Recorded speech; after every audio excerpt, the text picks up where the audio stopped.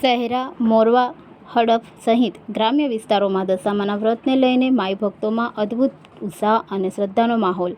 પંચમહાલ જિલ્લાના શહેરા, મોરવા, હડફ સહિત સમગ્ર જિલ્લાના ગ્રામ્ય વિસ્તારોમાં દશામાના પાવન વ્રતને લઈને માઈ ભક્તોમાં અનોખો ઉત્સાહ, શ્રદ્ધા અને આનંદનો માહોલ જોવા મળી રહ્યો છે.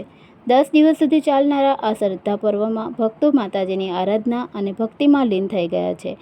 પવિત્ર શ્રાવણ માસ દરમિયાન આવતા ધાર્મિક ઉત્સવોમાં દશામાના વ્રતનું વિશેષ મહત્વ રહેલું છે. જિલ્લાના વિવિધ ગામોમાં વ્રતધારીઓ દ્વારા માતાજીની સ્થાપના કરી 10 દિવસ સુધી અખંડ જ્યોત પ્રગટાવી પૂજા અર્ચના, કથા શ્રવણ અને ઉપવાસ કરવામાં આવી રહ્યા છે. પરિવારના સુખ શાંતિ અને સમૃદ્ધિ માટે માઈ ભક્તો માતાજીને પ્રાર્થના કરી રહ્યા છે. ખાસ કરીને કાકણપુર ગામમાં મહિલા મંડળ દ્વારા માતાજીના ગરબા અને ભજનોની રમઝટ બોલાવવામાં આવી હતી.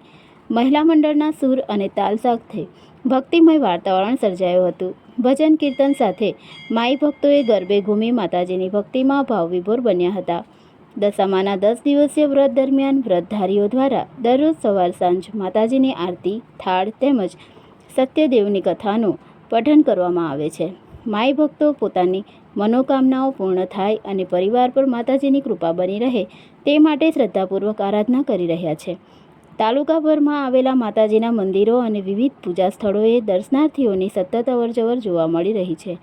જય દશામા અને જય માતાજીના ગગનભેદી જયઘોષથી સમગ્ર જિલ્લામાં ધાર્મિક સ્થળો તેમજ ગામોની શેરીઓ ભક્તિમય બની ગઈ છે.